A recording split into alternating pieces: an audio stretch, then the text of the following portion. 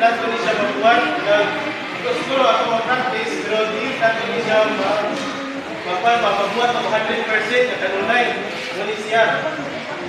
Then, ngunit siya ang Biblia dahil nanato, aron di ay ato na yung masilatian di ay dili di ay kay makuha na taon kaalam ng objective knowledge ng soul o doktrina ba.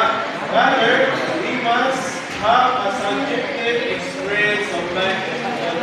Hindi ay suod ni Biblia, ato na hindi nato ni ibon natong alam. Gani, kadaghan ko sa tao sa tuwas kay magsige sila basa sa Biblia.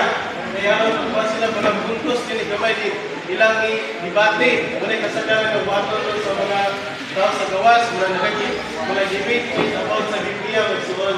Pero ingon niya nga ang Biblia diay dili day nga paggamit ay ekstra.